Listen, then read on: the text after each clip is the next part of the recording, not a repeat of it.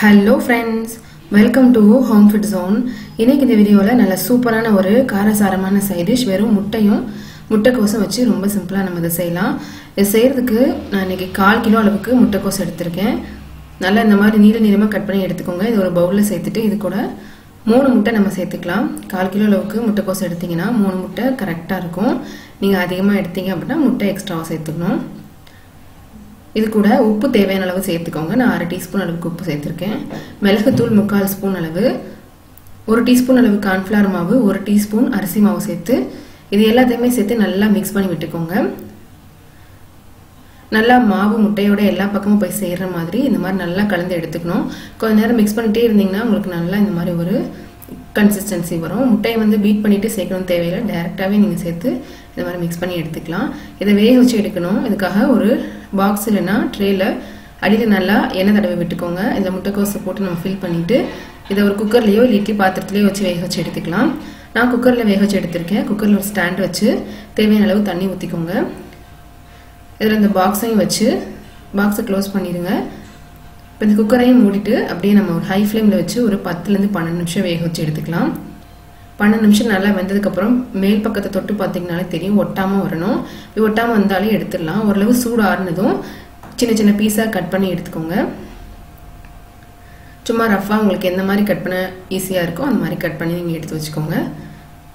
இப்போ இதை ஃப்ரை பண்ணுறதுக்காக ஒரு பேன் சூடு பண்ணிவிட்டு அதில் 2லேருந்து 3 டீஸ்பூன் அளவுக்கு எண்ணெய் சேர்த்துக்கலாம். இதில் நம்ம வேக வச்சு எடுத்து இந்த முட்டைக்கோஸ் இந்த பீஸை வந்து சேர்த்து பொரிச்சு எடுத்துக்கணும். மீடியம் ஃப்ளேமில் வச்சு ஒரு 2லேருந்து 2 நிமிஷம் வரைக்கும் எல்லா சைடும் நல்லா ஒன்று போல் திருப்பி விட்டு கொஞ்சம் முருகல் ஆகிற வரைக்கும் பொரிச்சு எடுத்துக்கோங்க.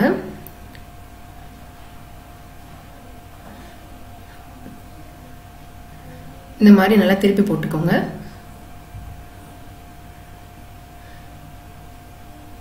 ரெண்டு சைடும் நல்லா பொரிச்சு எடுத்துட்டு இதை எடுத்து வேற ஒரு பிளேட்டுக்கு மாற்றி எடுத்து வச்சுக்கலாம். இப்போ இதே பேன்லேயே எண்ணெய் வந்து கொஞ்சமாக சேர்த்துக்கலாம். ஒரு டேபிள் ஸ்பூன் அளவு எண்ணெய் சேர்த்துக்கோங்க. ஒரு டேபிள் ஸ்பூன் எண்ணெய் நல்லா சூடானதும் இதில் ஒரு 4 பல் பூண்டு பொடிசா கட் பண்ணது, 1 இன்ச் அளவுக்கு இஞ்சி நல்லா பொடிசா நறுக்கி சேர்த்துக்கோங்க. ஒரு மீடியம் சைஸ் வெங்காயம், ஒரு 1/4 கப் அளவுக்கு கேப்சிகம் ரஃபாக கொஞ்சம் சாப் பண்ணி சேர்த்துக்கோங்க. ஹை ஃப்ளேமில் வச்சு எல்லாமே நல்லா வதங்கணும் தேவையில்லை, ஒரு பாதி அளவு வெந்தாலே போதும். ஹை ஃப்ளேமில் வச்சு லேசாக வறுத்து எடுத்துக்கோங்க.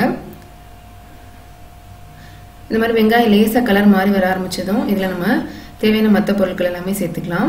டொமேட்டோ சாஸும் சில்லி சாஸும் சேர்க்கணும். சில்லி சாஸ் வந்து 1.5 ஸ்பூன் அளவு, டொமேட்டோ சாஸ் 2 ஸ்பூன் அளவு சேர்த்துருக்கு. ஒரு காரத்துக்கு ஏற்ற மாதிரி நீங்கள் அட்ஜஸ்ட் பண்ணி சேர்த்துக்கோங்க.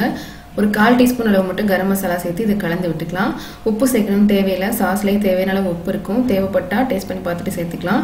இது நல்லா ஒரு தடவை கலந்துட்டு இதில் 2லேருந்து 3 டேபிள் ஸ்பூன் அளவு தண்ணி ஊற்றி நல்லா இந்த மாதிரி மிக்ஸ் பண்ணி எடுத்துக்கோங்க. இப்போ இதில் சேர்க்கறதுக்காக ஒரே ஒரு டீஸ்பூன் அளவு கார்ன்ஃப்ளவர் மாவு கொஞ்சமாக தண்ணி ஊற்றி நல்லா மிக்ஸ் பண்ணிட்டு சேர்த்து நல்லா கலந்து எடுத்துக்கலாம். மாவு சேர்த்து நல்லா இது எல்லாத்தையுமே சேர்த்து கலந்து விட்டுக்கோங்க. மாவு பச்சை வாசனை லேசாக போனதும் லேசாக அந்த சாஸெல்லாம் சேர்த்து நல்லா கொதிச்சு வர ஆரம்பிச்சதும் இதில் நம்ம ஏற்கனவே வேக வச்சு பொரிச்சு எடுத்து வச்சிருக்கிற முட்டைக்கோஸ் நம்ம சேர்த்துக்கலாம். சேர்த்துட்டு நல்லா சாஸெல்லாம் எல்லா பக்கமும் படுற மாதிரி லேசாக பரட்டி விட்டுக்கோங்க. நம்ம அதை சேர்த்ததுக்கப்புறம் ரொம்ப நேரம் குக் பண்ணக்கூடாது. இந்த மாதிரி கலந்துட்டு இதை மூடி வச்சு ஒரு 30 செகண்ட் ஹை ஃப்ளேமில் வச்சு அப்படியே விட்டுட்டு உடனே நம்ம அதை ஸ்டவ் ஆஃப் பண்ணிகிட்டே எடுத்துடணும். சுட சுட நீங்கள் சாப்பிட்றதுக்கு ரொம்ப நல்லாயிருக்கும். நீங்கள் ஸ்நாக்ஸாகவும் சாப்பிட்லாம், அதே மாதிரி சப்பாத்திக்கெலாம் சைட் டிஷ்ஷாகவும் சாப்பிட்லாம். ரொம்பவே டிஃப்ரெண்ட்டாக இருக்கும். கண்டிப்பாக இதே மாதிரி நீங்களும் செஞ்சு பாருங்கள். இந்த ரெசிபி உங்களுக்கு பிடிச்சிருந்ததுன்னா லைக் பண்ணுங்கள், ஷேர் பண்ணுங்கள், கமெண்ட் பண்ணுங்கள். கண்டிப்பாக ஹோம் ஃபுட் ஜோனுக்கு சப்ஸ்கிரைப்லாம் மறக்காதீங்க.